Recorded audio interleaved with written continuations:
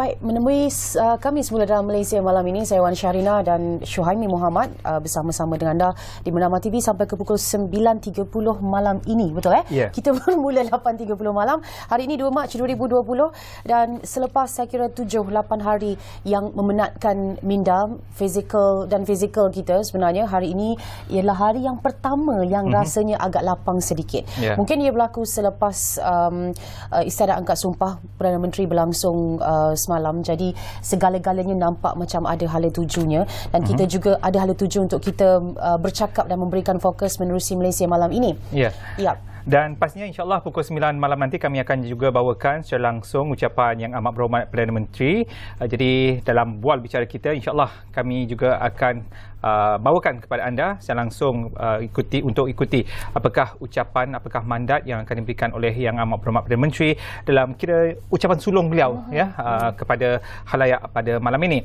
Dan apapun semalam kita dah pun melihat satu istiadat yang cukup bersejarah di mana istiadat penggunaan surat cara pelantikan dan mengangkat sumpah jawatan sebagai Perdana Menteri di Istana Negara, dan Tan Sri Muhyiddin Yassin merupakan Perdana Menteri yang ke-8. Namun begitu, walaupun Rina tadi mengatakan hari yang dapat membawa kita ke satu fasa yang baru, dianggap sebagai cooling period ini, namun di luar sana masih lagi hangat, cakap-cakap mengenai lantikan yang tidak adil itu masih lagi kedengaran dan membawa juga kepada beberapa sesi demonstrasi di lapangan. Namun itu dapat diatasi oleh pihak polis, dan nampak panas hanya di laman sosial sahaja, tapi di lapangan pada ketika ini perjalanan ekonomi masih lagi berjalan secara lancar, alhamdulillah. Dan insyaAllah dalam masa ini kita juga akan melihat susuk tubuh siapa sebenarnya yang amat berhormat Perdana Menteri. Kerana itu kita akan bawakan seorang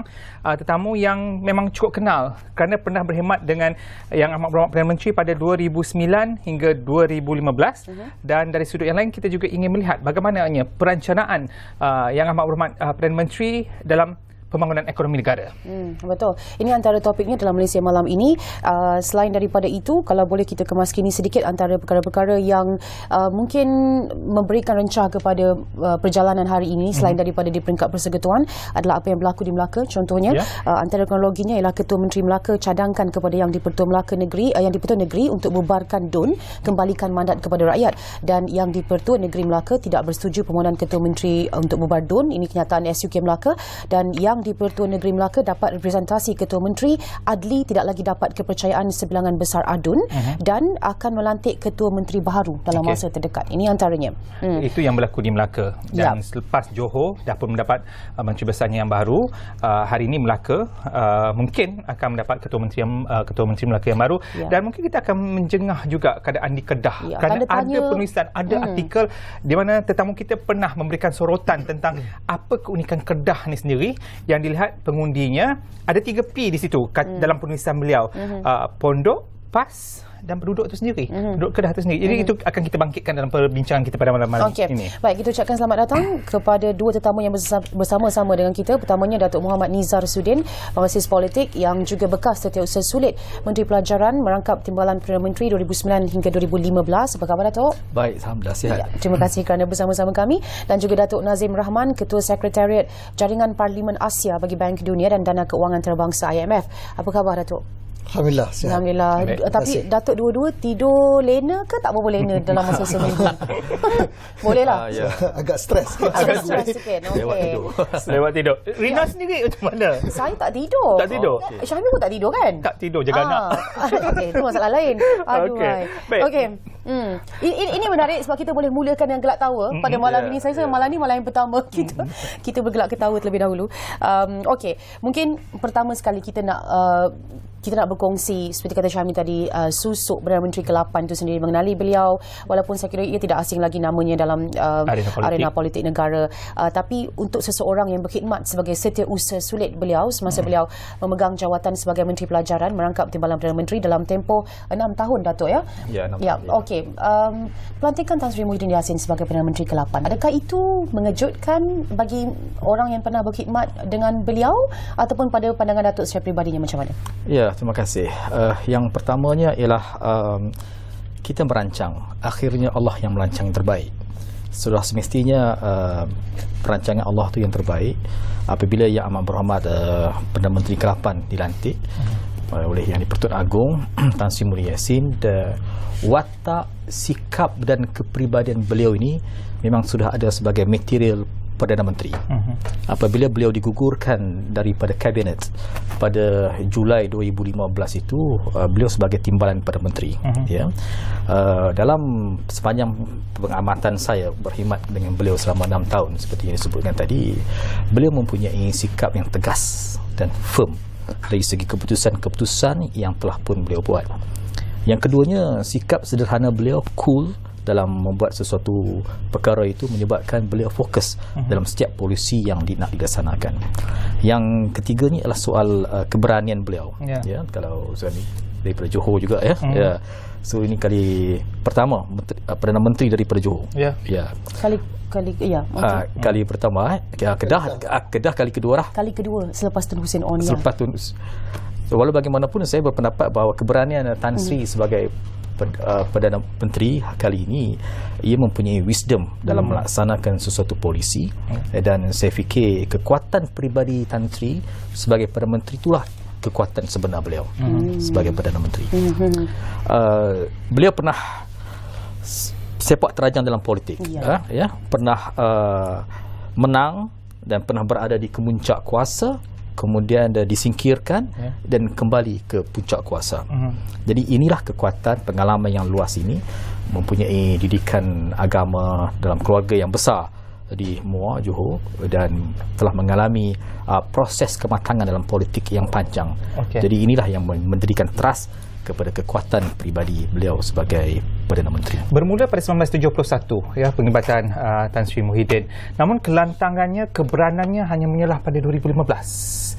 Dan saya boleh bercakap bahawa orang politik ni hari ini ada pejabat, esok belum tentu ada pejabat. Jadi ini senario-nya. Datuk. Yang nak bekerja dengan orang politik ni mentalnya kena kuat. Sebab bekerja dengan politik ini dia bergantung kepada menteri, kepada timbalan Perdana Menteri, kepada Perdana Menteri. Kita serve untuk menteri, ya. Direct terus kepada menteri berkenaan. Sebab itu mereka yang bekerja dengan orang politik yang berada dalam badan eksekutif ini, mental mereka kena bersedia. It's very fragile. Ya, sebagai contoh pada tahun 2015 Tan Sri digugurkan daripada kabinet. Ketika itu kami pada 27 hari bulan tu pagi kami masih lagi ada program dengan beliau. Ya, pukul 11 pagi. Kemudian pada pukul 12.30 Yang Amat Berhormat Perdana Menteri sekarang menghadap Yang Amat Berhormat Perdana Menteri yang ke-6 ketika itu, Datuk Najib, dan memaklumkan bahawa beliau digugurkan dalam kabinet. Dan besok kami sudah tidak ada ofis, tidak pejabat. Dia berbeza dengan pilihan raya. Pilihan raya kita tahu bahawa caretaker government. So masing-masing akan berhadapan dengan rakyat. Kalau rakyat mengundi, akan kembalilah kepada dalam kalau menang akan terus menjadi ahli yang berhormat. Tetapi besok dalam soal pemecatan ini, dia tidak ada belas kasihan dalam soal kekuatan politik. Sebab itulah saya berfikir keberanian beliau untuk berkata sesuatu itu memberikan kekuatan peribadi kepada Yang Berhormat Perdana Menteri pada hari ini. So selepas ini akan kembali ke pejabat bersama Tan Sri? Ya, saya fikir saya akan habiskan PhD saya dulu. Itu yang penting. Okey, baik. Kalau kita bercakap tentang bagaimana personaliti seseorang pemimpin itu boleh juga sebenarnya merencana ataupun memberikan kesan kepada ekonomi negara, terutamanya menarik pelabur, dan juga visi beliau sendiri yang mungkin akan membolehkan Malaysia melalui masa-masa yang lebih cerah dalam ekonomi kita. Apa pendapat Datuk sebenarnya dengan pelantikan Tan Sri Muhyiddin Yassin? Ya, Amin, seperti mana yang kita tahu, asas kepada kemakmuran ekonomi atau ekonomi yang sihat ini adalah kestabilan politik, dan itu antara asas utama. Dan oleh kerana itu dari sudut hala tuju Perdana Menteri ke-8 ini yang baru ini ialah untuk memastikan supaya politik dapat distabilkan semula. Itu yang sepatutnya menjadi keutamaan Perdana Menteri pada hari ini. Dan untuk menstabilkan politik ini dalam keadaan yang tidak menentu ini, sementara kita menunggu sidang parlimen yang dijadualkan setakat ini 9 hari bulan Mac, Tapi macam-macam cerita kita dengar sama ada ia akan dipanjangkan, dilanjutkan dan sebagainya. Itu kita tak tahu. Tetapi untuk pada pandangan saya untuk memastikan kestabilan politik ini ialah yang paling utama untuk supaya kerajaan mendapat mandat baru. Dan dapat mandat baru ini ialah melalui cara pilihan raya. Dan itu yang terbaik untuk kita memastikan kestabilan politik ini dapat dikembalikan. Dan apabila kestabilan politik dapat dikembalikan dengan kerajaan yang lebih kukuh, maka dengan itu ekonomi akan dapat dipulihkan semula. Pasaran saham, pasaran kewangan akan dapat dipulihkan dan agenda-agenda kesejahteraan rakyat dapat dilaksanakan sebaik mungkin.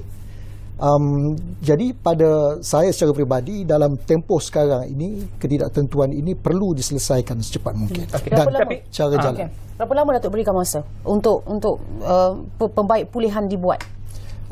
Pada saya kalau boleh secepat mungkin. 1 hari, 2 hari. Yang kita dengar daripada luar ini ialah kalau dipanggil sidang parlimen, ahli-ahli parlimen pembangkang hari ini mungkin akan membawa undi tidak percaya kepada Perdana Menteri, dan kalau mengikut perlembagaan Perdana Menteri berhak sekiranya diundi tidak percaya untuk beliau menasihati Agong untuk membubarkan parlimen.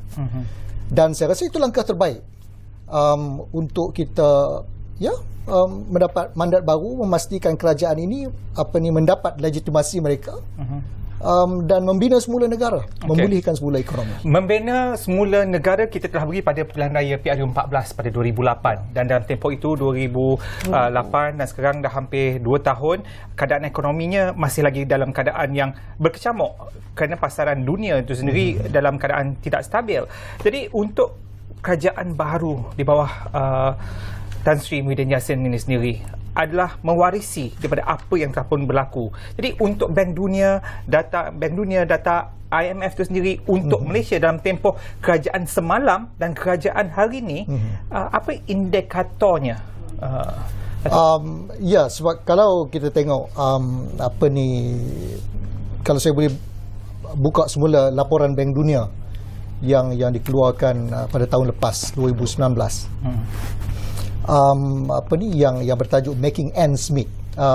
Itu satu laporan Bank Dunia yang cukup penting, yang sebenarnya membuat analisis yang cukup mendalam tentang ekonomi Malaysia.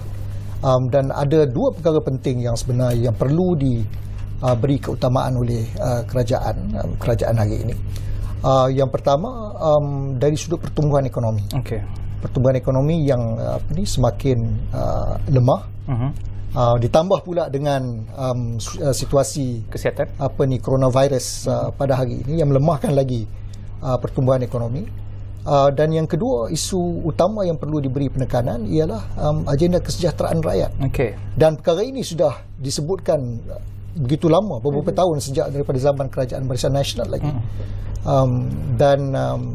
Tahun lepas juga kita sudah lihat kerajaan menggubal dasar kemakmuran bersama itu. Tapi yang mana perlu diutamakan? Gagasan kemakmuran bersama atau sebelum itu Barisan Nasional TN50? Saya rasa kita ambil polisi yang terkemudian. Sebab polisi yang terkemudian ini yang telah mengambil kira situasi dan senario semasa ekonomi, senario semasa sosial dan politik. Jadi wawasan kemakmuran bersama itu yang paling relevan sebenarnya untuk supaya dia menjadi satu kesinambungan polisi daripada kerajaan terdahulu yang boleh dilaksanakan oleh kerajaan hari ini. Okey. Saya ingin bertanya kepada Datuk tentang perkara-perkara yang perlu diambil perhatian, maksudnya untuk dikenal pasti sebagai risiko, antara risiko-risiko yang perlu dihadapi oleh kerajaan yang baru di bawah Perdana Menteri Tan Sri Muhyiddin Yassin. Tapi sebelum tu, Datuk mengenali Tan Sri Muhyiddin Yassin dan betapa dinamiknya posisi beliau sekarang ini. Maksud saya kalau kita merujuk tentang susul galur beliau dalam politik, beliau ialah bekas ahli UMNO sekian lama, yang kini bersekutu pula dengan PAS, musuh tradisi sekian lama. Beliau juga boleh kita katakan sebagai anak didik kepada Tun Dr. Mahathir. Banyak kali sekata dengan Tun Dr. Mahathir, sama-sama mengasaskan bersatu bersama-sama dengan Tun. Beliau juga ada hubungan yang baik sebelum ini, berkawan rapat dengan PKR, dengan DAP di Blok Pembangkang dan sama-sama mencipta sejarah semasa PRU14. Jadi di mana-mana saja ada kawan-kawan beliau dan ada lawan-lawan beliau, di mana sahaja. Jadi macam mana sepatutnya Tan Sri Muhyiddin mengoptimumkan kedudukannya ini, posisinya ini untuk merencana sesuatu yang baik dalam politiknya, dalam pentadbirannya sendiri sebagai Perdana Menteri. Dan dalam persahabatan itu sendiri. Dalam persahabatan, betul? Ya, saya fikir inilah kebijaksanaan yang amat berhormat Perdana Menteri kita. Beliau menghadapi kematangan politik yang sudah pun merasasi daripada umur beliau. Pertamanya ialah ketika berada dalam UMNO, beliau sebagai timbalan Presiden. Paling tinggi timbalan Presiden. Berada di setapak lagi. Kemudian dipecat dan dimasuk terus menubuhkan Bersatu. Dan berkawan dengan musuh-musuh sebelum itu yang setelah tradisinya. Dan dinamiknya politik pada hari ini kemudian kembali bersama dengan rakan-rakan lama yang dianggap musuh pada ketika 3-4 tahun yang lepas. Ya. Saya melihat yang amat berhormat Tan Sri, sepanjang pengamatan saya, di akhirnya beliau lebih mementingkan kepada persahabatan, nilai persahabatan, dan meletakkan untuk rakyat dan agama, rakyat dan negara itu di hadapan. Itu atas asas itulah betapa dinamiknya politik pada hari ini. Beliau sanggup untuk bersama-sama demi negara untuk melaksanakan dasar dan terusnya untuk diterima sebagai Perdana Menteri. Tapi boleh kalau kita katakan beliau seolah-olahnya macam nak menarik rambut dalam tepung, berjalan di atas jarum jangan tercucuk tapi tak nak tersepah, rambut pun nak kena jangan putus tapi tepung tak tumpah. Betul. Ya, ini saya fikir inilah yang dalam perkiraan yang amat berhormat Tan Sri hari ini, di mana bagaimana hendak menguruskan orang yang gembira dengan kejayaan beliau, dalam masa yang sama bagaimana untuk mengambil hati orang yang begitu kecewa dengan apa yang berlaku. Itu tanggungjawab besar. Ini dua perkara yang memerlukan kepada hikmah, yang memerlukan kepada kematangan, yang memerlukan kepada support system untuk memberikan nasihat kepada beliau. Sebab itu saya melihat bahawa pembawaan perwatakan sebagai Perdana Menteri dalam keadaan krisis pada hari ini, beliau kena lebih terbuka dalam dua faktor tadi. Jadi ia ada rentetan sebenarnya dengan artikel yang pernah, ini tajuk artikel saja yang saya angkat, yang Datuk pernah tulis, iaitu kelaku elok takkan kalih. Jadi ada gambaran itu memang Tan Sri Muhyiddin tu antara yang mempunyai kelaku elok, dan kelaku elok itulah yang menyebabkan beliau tidak jatuh dan terus diangkat. Begitu ya, Datuk? Ya, dia man with principle Tan Sri ini. Dia seorang yang ada integriti yang tinggi. Ya, sudah pasti apa yang berlaku pada hari ini, beliau mengambil pendekatan yang lama, berfikir panjang, dan ini untuk kepentingan negara. Sebab itulah beliau melihat bahawa soal yang mana lebih baik bagi beliau, dan sekarang ini bila beliau dilantik menjadi Perdana Menteri itu, so kematangan politik itu yang saya kata tadi, antara kehendak rakyat dengan kompromi dengan badan-badan politik yang akan bersama dengan beliau ni. Ini yang beliau akan ambil pertimbangan yang secara serius dan dengan kebijaksanaan yang ada kepada beliau.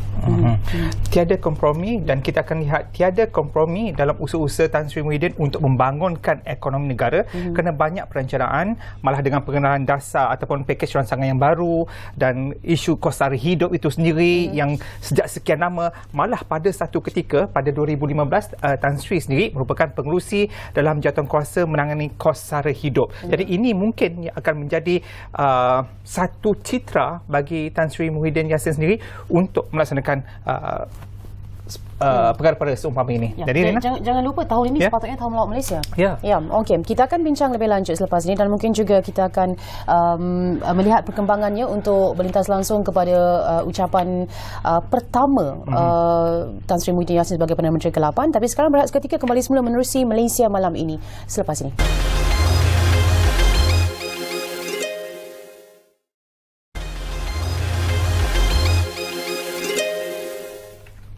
Baik, kembali dalam Malaysia Malam ini masih lagi bersama saya Syuhaimi Muhammad, Wan Syarina dan juga dua tetamu kami, Datuk Muhammad Nizar Sudin, penganalisis politik dan juga bekas Setiausaha Sulit Menteri Pelajaran berangkap Timbalan Perdana Menteri 2009-2015 dan juga Datuk Nazim Rahman, Ketua Sekretariat Jaringan Parlimen Asia bagi Bank Dunia dan Dana Keuangan Antarabangsa IMF. Dan kita melihat ya, bila politik memang memerlukan ekonomi, itu antara kaitannya, dan ekonomi perlukan kestabilan politik. Dan dalam hal ini kita melihat perjalanan Perdana Menteri Tan Sri Muhyiddin Yassin dah bermacam pakej-pakej ekonomi yang diperkenalkan. Malah kita melihat antara yang menarik perhatian adalah tentang koridor utara, Pantai Timur, Iskandar Malaysia, di Sabah dan juga di Sarawak. Dan ini perkara lama yang telah pun diwarisi sejak Perdana Menteri yang ke-6, ya, Datuk Najib, kemudian Tun Mahathir dan kini kepada Tan Sri Muhyiddin. Jadi bagaimana agaknya sentuhan untuk koridor-koridor ini, kerana di dalamnya ada GLC. Dan menyentuh tentang GLC, Datuk juga cukup rapat dulu pada satu ketika dengan MARA dan peranan MARA, GLC dan koridor-koridor ini. Silakan Datuk. Ya, kita boleh mungkin kerajaan baru ini boleh menilai semula relevan atau tidak dasar-dasar ekonomi yang lama yang telah dilaksanakan sudah beberapa tahun, hampir sedekad.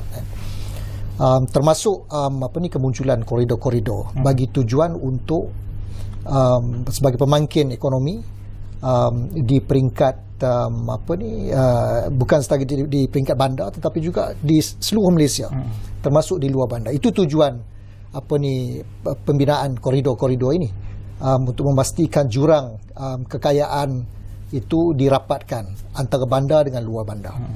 Jadi mungkin ini boleh dinilai semula keberkesanan polisi yang berkaitan dengan penubuhan koridor itu. Dan dalam masa yang sama juga GLC juga boleh memainkan peranan. MARA itu juga MARA itu juga sendiri. Sebab MARA ini memang satu agensi tonggak untuk orang Melayu yang memang jelas dari segi tujuan penubuhannya, dan hala tujuannya ialah bagi tujuan untuk meningkatkan ekonomi orang Melayu melalui satu bidang pendidikan, satu lagi bidang keusahawanan. Dan saya rasa ini harus terus ditekankan. Kerana kalau kita tengok jurang bukan sahaja antara bandar dengan luar bandar, tapi jurang kekayaan antara kaum juga masih begitu lebar. Dan MARA perlu terus berperanan untuk merapatkan jurang ekonomi ini. Dan cuma satu aspek lagi yang saya rasa yang perlu menjadi keutamaan yang mendesak kepada kerajaan ialah aspek kesejahteraan rakyat. Kerana dalam satu tinjauan ekonomi yang dibuat 2 tahun lepas, 2018, Gallup antara syarikat tinjauan terkemuka di dunia, dia menyebutkan dari segi tinjauan itu, daripada hasil tinjauan itu ialah 30% rakyat Malaysia ini merasakan mereka langsung tak cukup duit untuk makan. 23% langsung tak cukup duit untuk mendapat tempat penginapan. Dan kalau kita tengok satu laporan yang dikeluarkan oleh Bank Negara Malaysia sendiri, dah lama dikeluarkan 3-4 tahun yang lepas, yang membangkitkan isu kesejahteraan rakyat ini. Dan antara komponen penting dalam kesejahteraan rakyat ini ialah satu, gaji yang tidak cukup, dan satu lagi kemampuan untuk memiliki tempat penginapan, rumah. Jadi ini dua aspek penting yang saya rasa perlu menjadi keutamaan utama, agenda utama kerajaan, untuk satu, yang mengembalikan keyakinan rakyat kepada kepimpinan negara, dan yang kedua untuk menstabilkan semula politik itu tadilah. Okay. Tapi dalam satu sudut, gaji eksekutif GLC sebelum ini dikatakan terlalu tinggi. Adakah Tan Sri perlu melihat perkara ini bagi cadangan Datuk? Ya, itu antara perkara penting yang boleh dilihat semula. Jurang gaji antara eksekutif atasan dengan pengurusan ataupun eksekutif yang lebih junior. Dan perkara ini juga disentuh dalam laporan Bank Negara Malaysia itu.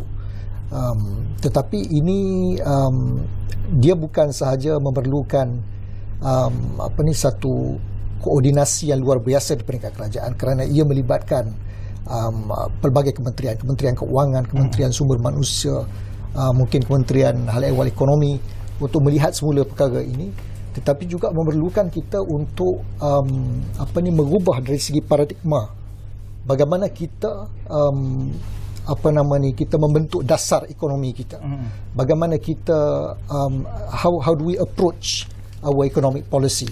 Dan ini memerlukan kita bukan lagi untuk mengikut landasan ideologi-ideologi tertentu bagaimana ekonomi dunia ini dirangka, sama ada ideologi kapitalisme, sosialisme dan sebagainya. Dan kita tidak boleh lagi terperangkap dengan pemikiran yang bersifat ideologi ini dalam pengubalan ekonomi, tetapi perlu berasaskan kepada prinsip keadilan. Dan seperti hari ini disebutkan Datuk Seri Muhammad Hassan menyebutkan supaya dasar-dasar ekonomi selepas ini berasaskan prinsip-prinsip keadilan. Dan itu yang perlu saya rasa boleh kepimpinan baru ini mempunyai ruang dan peluang untuk bagaimana nak menerajui ekonomi, dasar-dasar ekonomi negara yang lebih mensejahterakan rakyat. Okey, kalau kita nak terjemah daripada personaliti Tan Sri Muhyiddin itu, kecenderungan beliau ke arah mana sebenarnya? Kalau kita tahu setiap ahli politik dan terutamanya Perdana Menteri, kita tahu mereka ini selalunya ada perkara-perkara yang mereka akan beri tumpuan mengikut gaya mereka sendiri. Kalau Tan Sri Muhyiddin, kalau pada pendapat Datuk, biasanya adakah beliau seorang tradisionalis, adakah beliau seorang yang berani nak membuka perkara-perkara yang baru atau bagaimana? Ya, pada hemat saya, bila Tan Sri dilantik menjadi Perdana Menteri ini, fokus utama beliau seperti yang mana yang Datuk Nazim sebut tadi ialah soal rakyat, soal kesejahteraan rakyat, soal pelantikan Perdana Menteri itu selesai.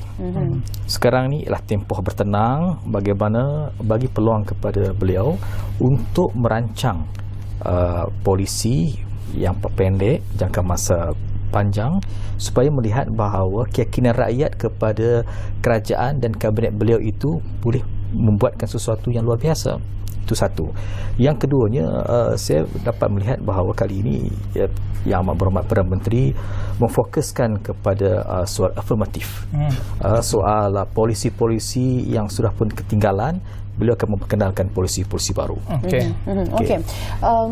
Kalau kita tengok portfolio beliau juga, tapi kalau kita bercakap tentang ekonomi dan keuangan, Tan Sri Muhyiddin antara menteri yang selalu diberikan portfolio kanan dalam kabinet-kabinet Perdana Menteri terdahulu, tapi beliau tidak pernah memegang jawatan Menteri Keuangan. Contohnya betul kan, Datuk? Jadi adakah kekuatannya tidak di situ? Kita nampak, kita lebih kisah Tan Sri Muhyiddin. Kalau Syahami ingat Tan Sri Muhyiddin menteri apa sebelum? Menteri Pelajaran. Pendidikan sangat sinonim dengan beliau. Kalau kita bercakap tentang perdagangan pun mungkin MITI sekejap saja, tapi KPDN HCP itu pun sekejap sinonim dengan beliau maksudnya. Ke arah itu mungkin visinya nanti? Ya, sebagai Perdana Menteri, kalau dahulunya sebagai Perdana Menteri dalam Pakatan Harapan tidak boleh memegang dua jawatan. Ya, itu salah satu yang perjanjian ya. Tapi Tun telah memegang jawatan memangku Menteri Pelajaran. Tapi kita kena ingat bahawa Tan Sri background dia ialah ekonomi. Dia beri Industri Malaya. Yang keduanya, Tan Sri ini dia low profile tetapi high impact bila diberikan peranan di setiap kementerian. Sebagai contoh, di Kementerian Pelajaran semasa saya bertugas dengan beliau, antara perkara yang paling penting yang ada keberanian ialah menghapuskan dasar PPSMI. Itu sangat menarik. Kita akan sambung pasal PPSMI, tapi kita ada isyarat telah pun mungkin kita boleh bersaran terus untuk ucapan pertama Perdana Menteri ke-8 Tan Sri Muhyiddin Yassin, Ihsan RTM. Kita ikuti siarannya. Hormati, hampir seminggu negara kita menghadapi kemelut politik yang membimbangkan. Kemelut ini berlaku apabila mantan Perdana Menteri meletakkan jawatan. Dan ini menyebabkan jawatan Perdana Menteri kosong dan perlu diisi. Menurut perkara 43 Perlembagaan Persekutuan, Duli Yang Maha Mulia Seri Paduka Baginda Yang di-Pertuan Agong boleh melantik seorang Perdana Menteri yang baru yang mendapat kepercayaan majoriti ahli-ahli Dewan Rakyat. Dan selaras dengan peruntukan ini, Duli Yang Maha Mulia Tuanku telah berkenan untuk melantik saya sebagai Perdana Menteri. Saya ingin mengucapkan syukur dan juga menjunjung kasih kepada Tuanku. Dan ini adalah kebijaksanaan Duli Yang Maha Mulia Tuanku sebagai Ketua Negara yang menjalankan fungsi baginda selaras dengan Perlembagaan Persekutuan. Saya sedar bahawa pelantikan saya bukanlah melalui pilihan raya. Sebaliknya, saya dilantik setelah mendapat sokongan majoriti ahli-ahli Dewan Rakyat.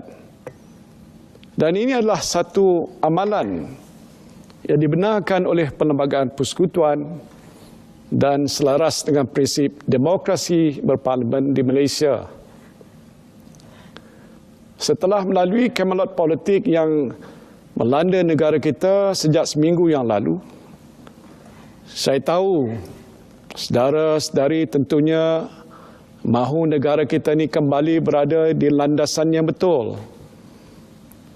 Saudara-saudari pastinya tidak mahu negara kita ini diheret ke dalam kemelut politik yang lebih besar.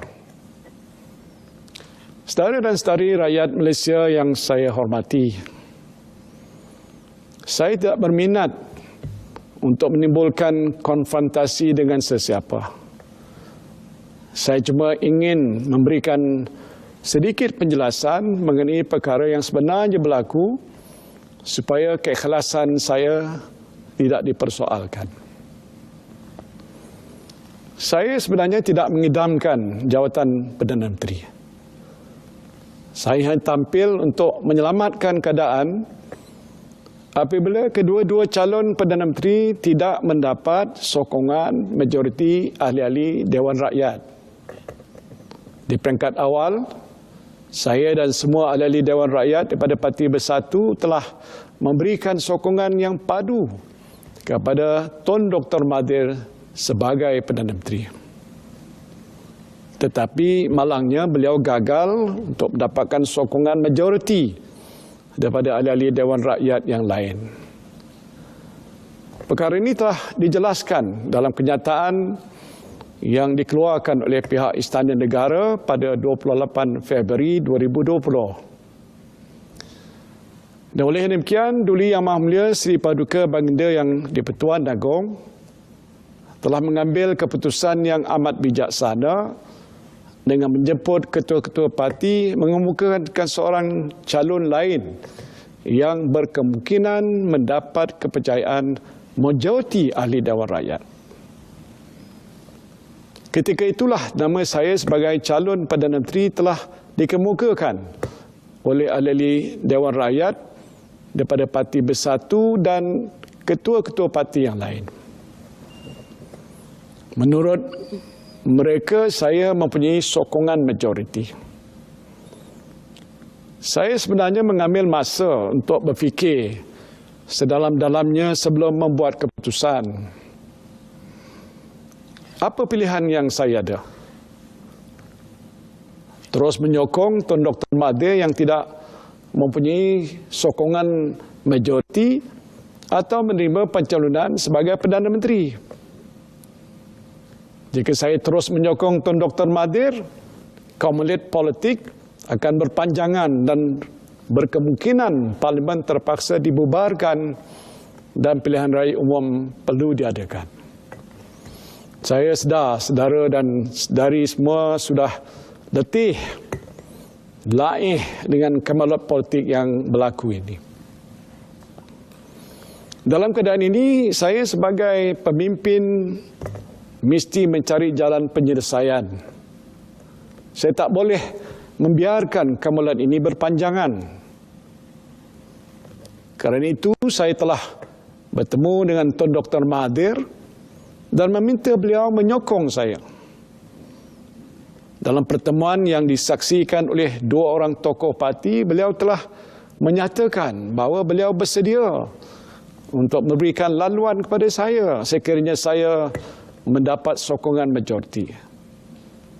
Perkara ini dinyatakan oleh beliau sendiri dalam satu sidang akhbar pada 27 Februari 2020. Dengan sokongan itu, saya telah pun menerima pencalonan saya sebagai Perdana Menteri. Saya tahu ada yang marah pada saya. Seperti yang dijangka ada pihak yang menggelar saya pengkhianat. Dengarlah baik-baik. Saya bukanlah pengkhianat.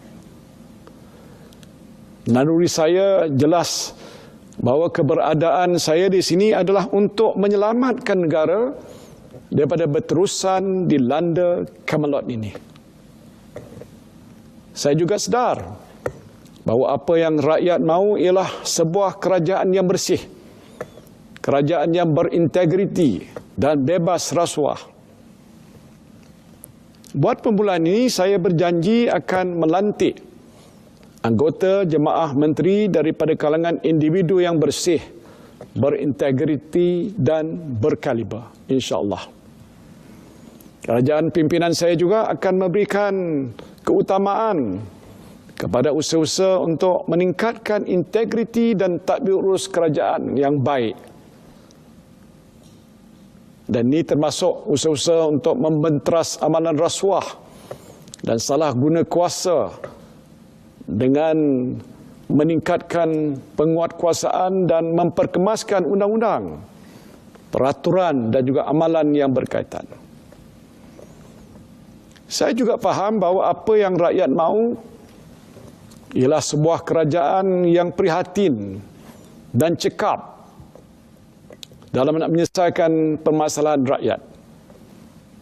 Saudara memerlukan wang untuk membeli barang keperluan harian, membeli buku dan keperluan sekolah untuk anak-anak, membayar bil air, bil elektrik dan sewa rumah, membayar pinjaman kereta dan juga kediaman serta lain-lain keperluan untuk menyara hidup sekeluarga.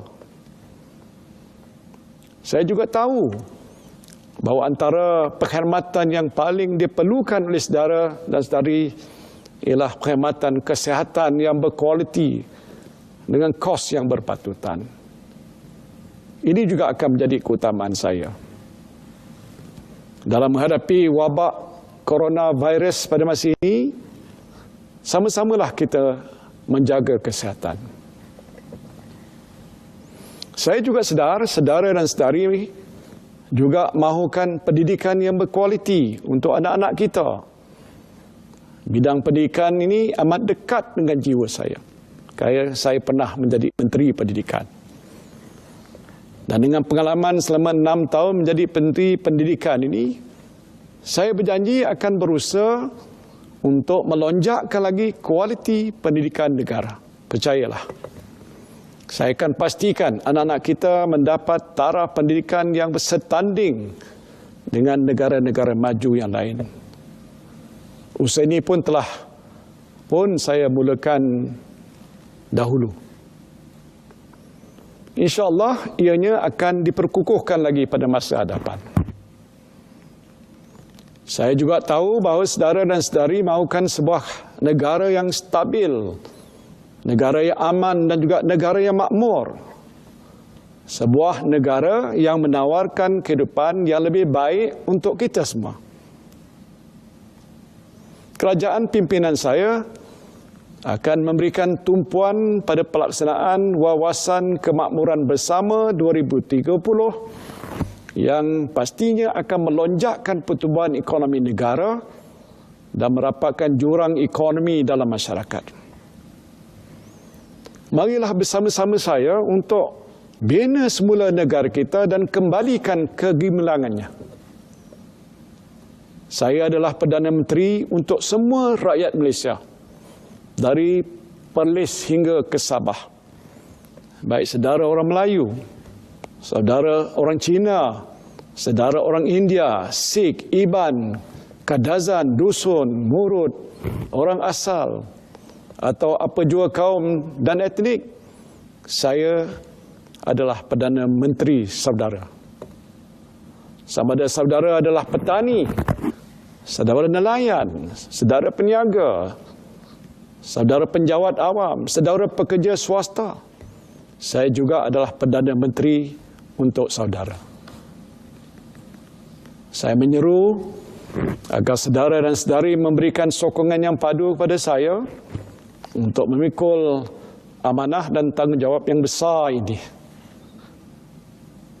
Berikanlah saya peluang untuk memanfaatkan 40 tahun pengalaman saya dalam politik dan kerajaan untuk mengemudi Malaysia ke arah kegemilangan. Saya tawarkan jiwa dan raga saya untuk negara. Berikanlah saya sedikit masa untuk menetapkan garis-garis utama hala tuju kerajaan dan negara di bawah pentadbiran baru ini yang insya-Allah akan saya jelaskan pada rakyat dalam masa yang terdekat. Saya ingin mengucapkan jutaan terima kasih pada saudara dan saudari yang telah menghadapi kemaluan yang melanda negara kita dengan sabar, dengan tenang. Saya juga ingin merakamkan ucapan setinggi-tinggi terima kasih kepada Yang Amat Muhammad Tun Dr. Mahathir yang telah pun banyak berjasa kepada negara kita. Bersatu teguh, bercerai roboh. Bulat air kerana pembentung, bulat manusia kerana muafakat. Ayuh, bersatulah kita demi tanah air kita yang tercinta ini. Bismillahi tawakkaltu ala Allah. Faiza azamta fatawakkal Allah. Wabillahi taufiq wal hidayah. Wassalamualaikum warahmatullahi wabarakatuh. Itu dia, kita ikuti ucapan sulung Perdana Menteri ke-8 Tan Sri Muhyiddin Yassin. Ada banyak perkara yang disebutkan, Syuhaimi. Kalau boleh kita singkap sedikit, antaranya Tan Sri Muhyiddin menekankan bahawa beliau tidak berminat untuk mencari gaduh dengan sesiapa. Beliau juga akan meneruskan wawasan kemakmuran bersama 2030 yang diumumkan oleh kerajaan sebelum ini. Dan katanya kerajaan beliau juga akan memberi keutamaan kepada tadbir urus yang baik dan berintegriti. Beliau mengucapkan terima kasih kepada Tun Dr. Mahathir Mohamad, satu-satunya nama yang disebutnya 3 kali dalam ucapan itu. Ya, betul. Dan diberikan tumpuan juga ya antara kementerian-kementerian yang ataupun subjek matter kementerian seperti Kementerian Pelajaran, Kementerian Kesihatan dan yang pasti untuk rakyat itu sendiri. Dan kalau tadi sebelum kita berhenti rehat, Rina, kita bercakap tentang pengalaman juga disebut tadi oleh Tan Sri Muhyiddin 6 tahun dia sebagai Menteri Pelajaran, dan harus saya kongsikan juga di sini kerana Tan Sri Muhyiddin juga yang memperkenalkan pendidikan prasekolah, program literasi dan numerasi, kemudian sekolah berprestasi tinggi, sekolah amanah, dasar satu murid satu sukan, itu banyak lagi. Dan pernah ada pada satu ketika isu novel interlock juga adalah zaman Tan Sri Muhyiddin Yassin, yang itu saya juga memberikan fokus dan perbincangan khusus untuk isu novel interlock. Jadi kita tidak boleh menafikan dari segi pengalaman 40 tahun Tan Sri Muhyiddin Yassin itu sendiri. Dan kalau kita melihat dari segi pengalaman itu akan diterjemahkan, namun hulu balang yang akan bersama Tan Sri juga penting. Jadi bagaimana kalau dari segi pemerhatian Datuk sendiri, siapa yang perlu ada dalam kabinet Tan Sri? Ya, yang pertama, kabinet Tan Sri ini mesti diterjemahkan melalui politik stabil, kestabilan itu.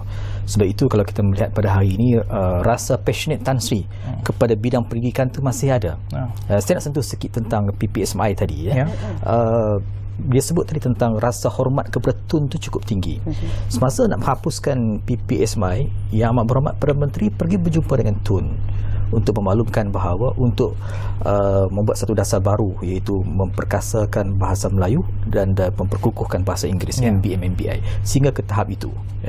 Dalam soal untuk mengembalikan keyakinan rakyat, soal fokus utama yang disentuh ialah hulu balang yang akan bersama dengan Tan Sri ini, yang dianggap sebagai kabinet yang akan bergerak sederap dengan beliau sebagai tag team dengan Perdana Menteri. Mestilah mereka yang terdiri daripada mereka yang berintegriti, mereka yang mempunyai kes-kes yang melibatkan kes di mahkamah. Tidak, pada hemat saya beliau tidak akan memberi pertimbangan. Itu jelas. Kerana beliau juga seorang yang berintegriti. Yang kedua, saya berpendapat bahawa Tan Sri kali ini beliau perlu melihat bahawa solidariti kewibawaan kabinet yang akan bersama dengan beliau itu ialah kabinet yang mencerna kepada keperluan rakyat. Tidak boleh lagi mengambil kepentingan individu yang akan dibawa masuk dalam kabinet. Yang seterusnya ialah saya berpendapat bahawa mengenali beliau ini, beliau tegas dalam soal untuk menguruskan prasarana untuk rakyat ini. Beberapa kementerian mungkin akan diberikan nafas baru. Mungkin beberapa agensi-agensi yang dekat dengan rakyat, yang dekat dengan hati orang Melayu misalnya, akan dinaik taraf. Soal beasiswa akan diberi juga peranan. Soal pendidikan, soal kesihatan. Tapi yang memberi fokus kepada beliau ialah soal bagaimana soal perut rakyat itu dapat diisi dengan baik.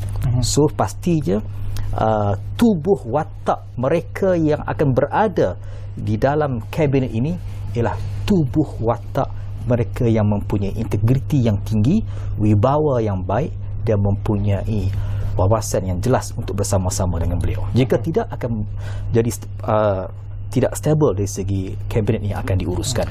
Kos sara hidup itu yang cukup kita nantikan kerana sejak tertubuhnya jawatankuasa kos sara hidup rakyat ni dah 6 tahun masih lagi gagal mencari apakah jalan penyelesaian. Dan satu lagi perkara yang perlu diberikan perhatian adalah tentang menambah pendapatan negara. Cakap-cakap mengenai GST. Jadi Datuk melihat bagaimana untuk GST ni mungkin perlu dikembalikan, mungkin bukan pada kadar 6%, dikurangkan mungkin kepada paras 3% sahaja, atau ada cadangan dari segi pemerhatian Datuk? Atau bagaimana? Ya, dari segi agenda ekonomi, agenda mensejahterakan rakyat itu saya rasa sudah cukup jelas dalam wawasan kemakmuran bersama. Ini juga ditimbulkan oleh Tan Sri Perdana Menteri tadi. Cuma yang menjadi isu dia ialah pelaksanaan dasar berkenaan. Agenda jelas, tetapi kadang-kadang pelaksanaannya tidak jelas. Yang pertamanya, kita nak mensejahterakan rakyat, tetapi kita punya ruang fiskal kita, adakah cukup untuk kita melaksanakan agenda mensejahterakan rakyat? Dan ruang fiskal ini kita hanya boleh tambah sekiranya kita meningkatkan cukai yang kita kenakan kepada korporat, kepada individu dan sebagainya. Jadi dilema kerajaan ini ialah bagaimana nak menseimbangkan antara nak mengenakan cukai yang tidak akan membantutkan pertumbuhan ekonomi dan dalam masa yang sama nak menambahkan ruang fiskal ini membolehkan kita melaksanakan agenda yang mensejahterakan rakyat, memberikan cash transfer, subsidi dan sebagainya, iaitu memerlukan perbelanjaan yang besar.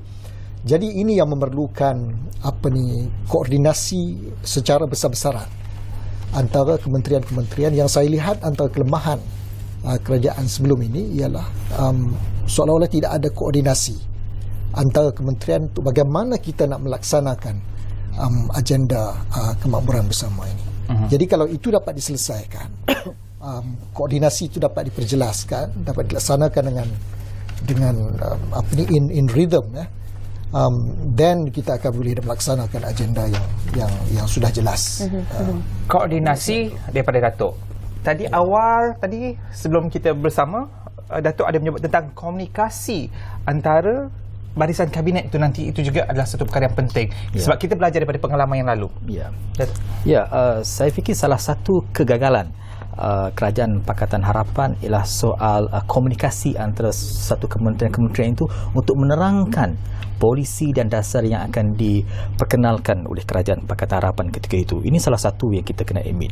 Sebab itu pada kali ini saya melihat bahawa komunikasi dan koordinasi di antara sebuah kementerian kepada kementerian yang lain itu perlu lebih jelas dan mantap, supaya mengambil kira ikhtibar apa yang berlaku dengan 22 bulan Pakatan Harapan kerajaan yang lepas. Satu. Yang kedua, kabinet ini, para menteri yang akan dilantik ini perlu fikir dan faham, perlu menghadapi isu dan masalah terlebih dahulu sebelum mengeluarkan kenyataan. Kerana apabila mengeluarkan kenyataan, jangan memperlekehkan kebijaksanaan rakyat. Ini yang penting, yang melihat bahawa rakyat ini ada kematangan tersendiri. Sebab itu maklumat di hujung jari, hanya seminit saja boleh memberikan persepsi yang berbeza. Sebab the politik is about the perception. Sebab itulah saya berfikir bahawa komunikasi dan koordinasi antara kementerian itu yang amat berhormat Perdana Menteri perlu melihat lebih serius bahawa tidak ada bertembung antara satu kementerian dan satu kementerian, tidak ada pertelagahan antara satu menteri dengan menteri yang lain. Okay. Seperti kata Datuk tadi, antara mungkin kelemahan yang perlu diambil iktibar daripada kerajaan terdahulu ialah komunikasi. Dan kalau kita lihat berbalik kepada kerajaan yang ada UMNO di dalamnya, kalau sebelum ini ketua-ketua penerangan UMNO biasanya dilantik sebagai Menteri Penerangan. Kita lihat semasa Pakatan Harapan seorang peguam diberi kuasa untuk menerajui Kementerian Komunikasi dan Multimedia. Daripada nama-nama yang ada sekarang ini, Datuk, mungkin namakan seorang yang mungkin Datuk rasa akan menjadi menteri kami. Oh ya, it's unfair untuk saya untuk nak memperjelaskan, untuk saya nak teka itu. Tapi Wak Ima, apapun yang paling pentingnya ialah mereka yang nak menjadi menteri ini, walaupun ianya datang daripada parti-parti yang lebih dominan, macam UMNO ada 38 kerusi misalnya, tapi kalaulah diletakkan di Kementerian Komunikasi, sekiranya tidak mengoptimumkan peranan kementerian itu, peranan agensi-agensi di bawahnya, ia tidak boleh memberikan manfaat juga. Ya. Itu yang maksud saya itu. Okey. Baik, kita ada sedikit masa saja lagi. Mungkin kalau boleh kita berikan tumpuan juga. Tadi ada soalan yang tertinggal sebenarnya tentang perkara-perkara yang harus ditinggalkan oleh Tan Sri Muhyiddin daripada kerajaan terdahulu, supaya beliau boleh mungkin pergi lebih baik lagi, melangkah ke hadapan. Dan mungkin sektor ekonomi yang mana yang Datuk rasa perlu diberi perhatian, PKS ke, ataupun mungkin digital ekonomi, atau pertanian atau perkilangan, bagaimana? Saya rasa satu negara Malaysia dalam tempoh 30 dekad yang lalu, kita telah melalui melaksanakan dasar perindustrian secara besar-besaran, dan kini kita amat kekurangan dari segi industri mana yang yang boleh kita angkat untuk menjadi industri utama kita. Kerana dalam dunia yang kompetitif, negara-negara serantau seperti Vietnam dan sebagainya punya kos yang rendah, dan kebanyakan industri perkilangan dan sebagainya akan pergi ke negara-negara yang kosnya lebih rendah. Jadi dalam konteks serantau dan konteks global ini, apakah bentuk industri yang sesuai untuk memastikan pertumbuhan ekonomi negara itu terus dipacu? Satu yang mungkin kita terlepas pandang ialah industri kecil dan sederhana, PKS. Kerana sebenarnya IKS ini adalah antara penyumbang terbesar peluang pekerjaan kepada banyak negara, kepada mana-mana negara seluruh dunia. Industri IKS inilah penyumbang terbesar pekerjaan, dan penyumbang terbesar kepada GDP, pertumbuhan GDP. Itu satu ruang yang kita boleh bagi. Yang ruang yang kedua ialah untuk kita memasuki industri-industri baku seperti renewable energy dan sebagainya. Kita boleh laksanakan secara besar-besaran yang boleh membuka peluang pekerjaan.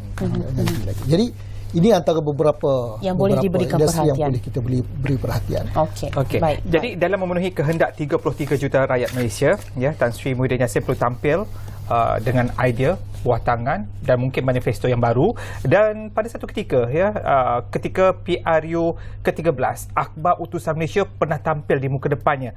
Apa lagi Cina mahu? Jadi mungkin ada waktu yang sesuai. Sekarang kita masih bertanya kepada apa kaum Melayu mahu, apa Cina mahu, apa India mahu, apa Sabah Sarawak mahu. Ringkas 10 saat saja, Datuk. Perlu kita ajukan soalan ini? Tidak. Yang amat berhormat Perdana Menteri, beliau adalah Perdana Menteri rakyat Malaysia keseluruhan. Seperti mana yang beliau sebut tadi, 40 tahun jiwa raganya kepada rakyat. So berilah peluang kepada beliau untuk melaksanakan fokus baru untuk mengangkat kembali negara kita dengan acuan beliau yang tersendiri. Baik, tak cukup itu kan? betul. Saya kira itu merumuskan juga apa yang boleh kita bincangkan menerusi Malaysia malam ini, yang sangat istimewa kerana kita berpeluang juga menyiarkan secara langsung ucapan Perdana Menteri ke-8 Tan Sri Muhyiddin Yassin. Dan ucapan itu ucapan yang sangat menyentuh hati sebenarnya. Melihat seseorang yang kelihatannya begitu marhain, yet dalam keadaan yang sama penuh auranya. Dan kalau kita lihat, pemimpin inilah yang sanggup disingkirkan ketika memegang jawatan nombor 2 tertinggi dalam kerajaan kerana prinsip dan menegakkan integriti. Pemimpin ini juga sanggup turun padang bersama-sama dengan Tun Dr. Mahathir sendiri dalam Pakatan Harapan dalam masa keadaan kesihatan yang tidak mungkin seperti hati dulu, dan inilah dia mungkin jawapan ultimate daripada yang di-Pertuan Agong diberikan kepada kita. Inilah dia Perdana Menteri untuk semua. Kita mengakhiri Malaysia Malam ini. Saya Wan Syahrinam dan saya Syuhaib Muhammad. InsyaAllah esok kita akan bersiaran untuk kali terakhir dalam Malaysia Malam ini. Jadi jangan ke mana, teruskan bersama kami esok dan kita akan kembali seperti biasa insyaAllah. Assalamualaikum.